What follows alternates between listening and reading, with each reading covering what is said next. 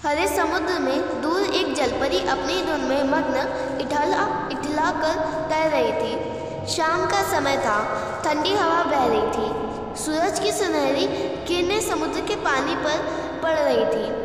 परी का मन खुशी से झूम रहा था। तभी अचानक उसने चौंक कर पीछे देखा।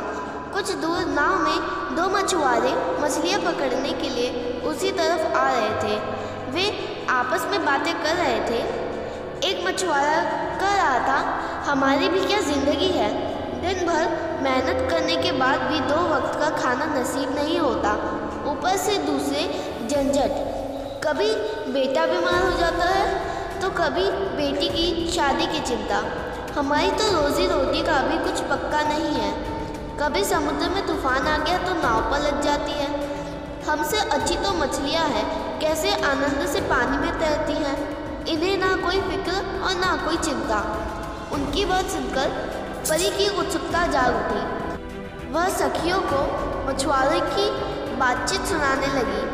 परी की सखियाँ ने भी अपने अपने अनुभव सुनाए।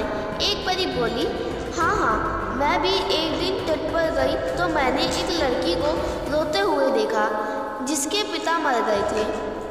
तभी एक दूसरी परी बीच में बोल रही थी, लेकिन धरती पर केवल दुख ही दुख नहीं है, मैंने भी तट पर एक घटना देखी थी। मुझे लगा कि धरती पर रहने वाले लोग बहुत सुखी हैं। मैंने देखा एक स्त्री और पुरुष चादर बिछाकर तट से कुछ दूर बैठे हुए थे। स्त्री छोटी छोटी तस्तरियों में भोजन डालकर उसे दे रही थी। पुरुष बड़े सुरीले स्वर में गा कर बच्चों को बहला रहा था। बच्चों की तोतली आवाज़ सुनकर मुझे इतना अच्छा लग रहा था कि जी हुआ उनके पास ही चली जाऊं। जलपरी बोली, यही मैं देखना चाहती थी कि क्या सुख दुख है क्या। इंसानों का जीवन सचमुच मज़े का होगा, कभी सुख कभी दुख, कभी हंसना कभी रोना। सभी ने उसे मना किया। सुंदरी जलपरी, चाहे जैसा भी हो वहाँ का जीवन, तू वहाँ मत जाना। जो जहाँ रहता है उसे वही अच्छा लग सकता है, दूसरी जगह नहीं। पर जलपरी नहीं मानी।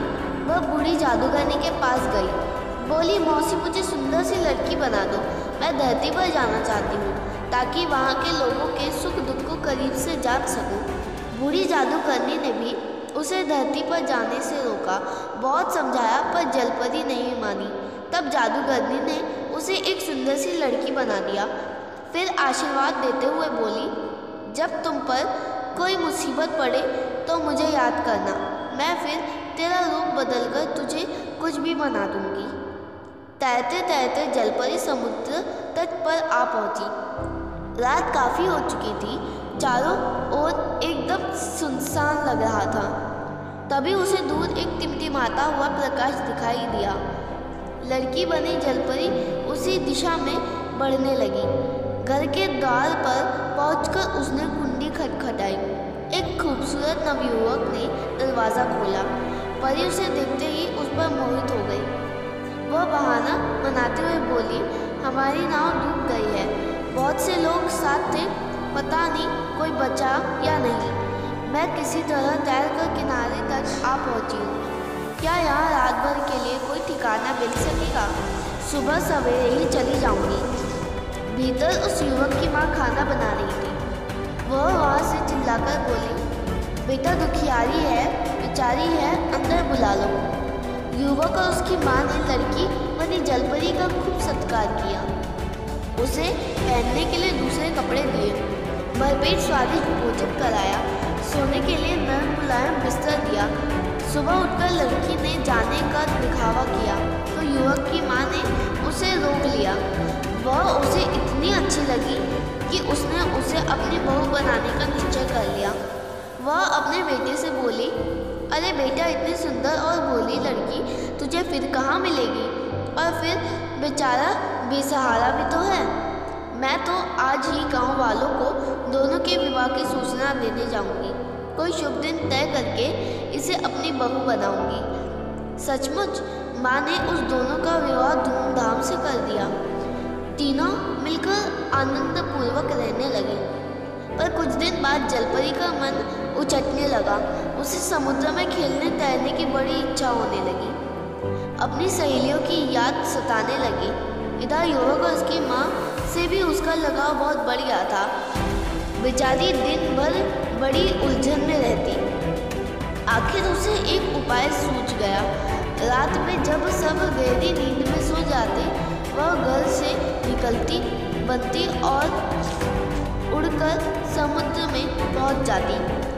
पानी में खूब तैरती, सुबह होने से पहले ही घर लौट आती। कुछ दिन तक किसी को पता नहीं चला, लेकिन एक दिन कोई बुरा सपना देखने के कारण युवक की नींद आधी रात में टूट गई। पत्नी को घर में ना पाकर वह परेशान हुआ। उसे खोजता खोजता वह तट पर पहुंचा तो देखा उसकी पत्नी परी बनकर पानी में तैर रही थी। पति को देख घबराकर परी तुरंत पहले रूप में आ गई। युवक ने उसका रूप बदलता देख लिया। उसे पूरा यकीन नहीं हुआ कि यह कोई जादूगरनी है, लड़की नहीं। घर जाकर युवक ने उसे एक कोठरी में बंद कर दिया। ओझा को बुलवाया। ओझा ने उसे देखकर कहा, यह समुद्र के अंदर से आई है, इसे पानी से दूर रखो, पीने तक को पानी मत दो, तब यह ठीक ठीक बता देगी कि यह कौन है।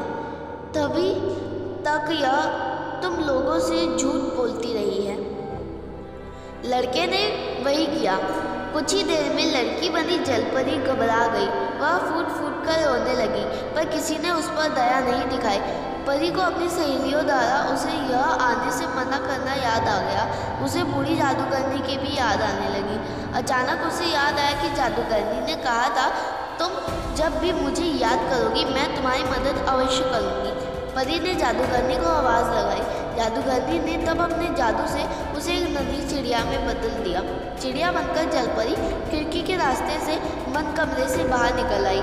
उड़ती उड़ती वह नदी के किनारे तक जा पहुंची। वह पहुंचते ही वह फिर से परी रूप में आ गई। जलपरी को वापस आया देख उसकी सखियों ने उसे घेर लिया। उसने उससे समुद्री दुनिया से दूर धरती की दुनिया के अनुभव पूछे। जलपरी कहने लगी, अपना घर सबसे अच्छा घर है। जो सुख अपने घर में मिलता है वह अन्यत्र कहीं नहीं मिलता। इसलिए हमें अपने घर को ही सजाना संवारना चाहिए। बाहरी दुनिया के अनुभवों ने मुझे यही सिखाया है कि ज़्यादा की आस छोड़कर थोड़े में ही संतोष करना चाहिए। सीख, दूसरों का सुख वैभव देखकर कभी ईर्ष्या नहीं करनी चाहिए, क्योंकि संतोषी व्यक्ति ही जीवन में सुख प्राप्त करता है। ऐसी और मोटिवेशनल कहानियों के लिए हमारे चैनल अपलानो शाइन वॉइस को सब्सक्राइब करें। वीडियो अच्छी लगी हो तो लाइक ज़रूर करें और उस घंटी को दबाना ना भूलें। और अगर आप ये वीडियो फेसबुक पेज पर देख रहे हैं तो हमारे पेज को फॉलो करना ना भूलें।